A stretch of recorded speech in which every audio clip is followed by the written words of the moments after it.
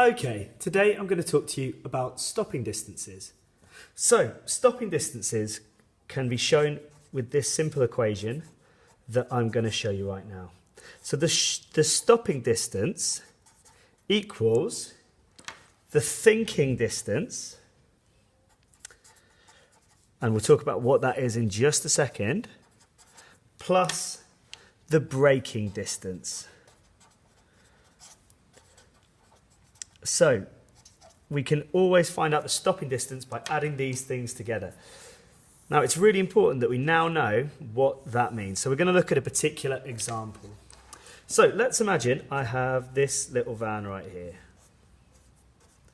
Okay, so this van here is travelling along a road. It's driving along the road. And all of a sudden, out of nowhere, a little kid blunders into the road. They walk into the road. Now, obviously this car is going to try and slam its brakes on as quickly as possible. Otherwise, it's going to hit this child.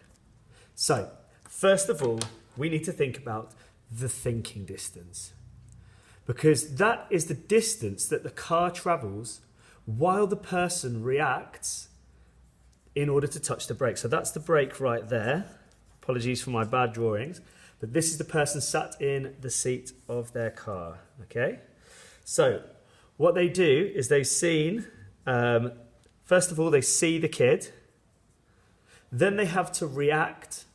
So obviously a bit surprised, they have to react and put their foot down on the brake. While they're reacting, that takes time. It takes time for them to react and put their foot on the brake. During that time, the car is still moving. So that's why it's called the thinking distance.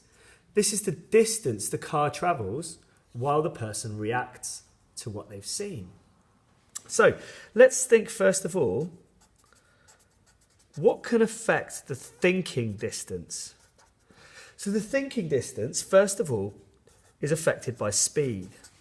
Now this doesn't mean if you're travelling slower you're going to react faster or vice versa. What it means is if you're going faster, even if you react at the same rate, the same speed reaction time, if you're travelling fast you would have travelled further than if you were going at a slow speed.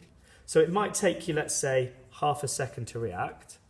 If you're travelling really fast, you would have travelled further in that half second than if you were travelling really slow.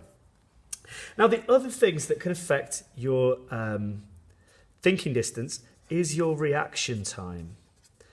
So how quickly you are at reacting to things. And there's lots of different things that can affect reaction time, including tiredness. So if you're really, really tired, it's going to massively affect your reaction time. Also, alcohol. This is one of the many reasons why it's not advised, well, why it's illegal to drink and drive. Because if you're drunk, your reaction time is slower, so therefore your thinking distance will be greater. You would have gone further before you managed to apply the brakes. Also, different drugs can affect your thinking thinking distance even. And finally, distractions.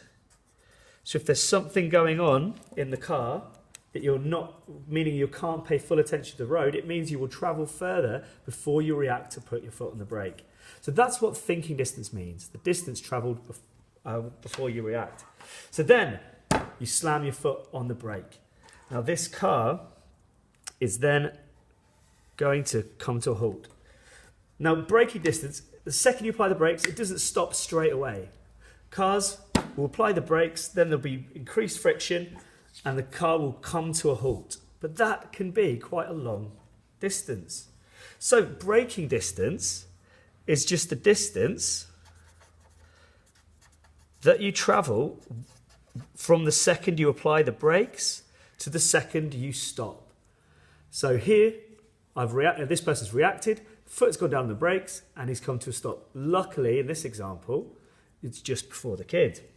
So different things that can affect braking distance. First of all, your speed. If you're going faster, you'll have a bigger braking distance. The state of your brakes. Are they worn down or are they okay? The mass of the vehicle. If your vehicle has a greater mass, it's going to have a greater braking distance.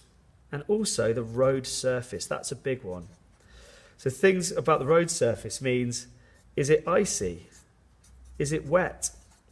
Both of these two things will reduce the friction with the road, between the tyres and the road, so the braking distance will go further. Now this whole distance together, the thinking distance and the braking distance combined, that gives us our stopping distance. The stopping distance is the thinking distance added to the braking distance. Now this is why we have speed limits, because if we have a quick look at this, we can see that speed affects both thinking distance and braking distance. So the faster we go, the greater the stopping distance, the more likely we are to have an accident.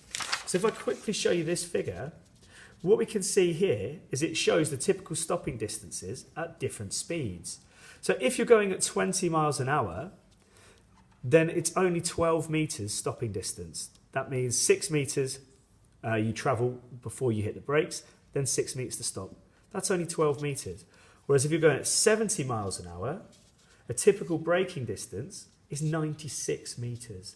That's an enormous distance that you can travel before you come to a halt.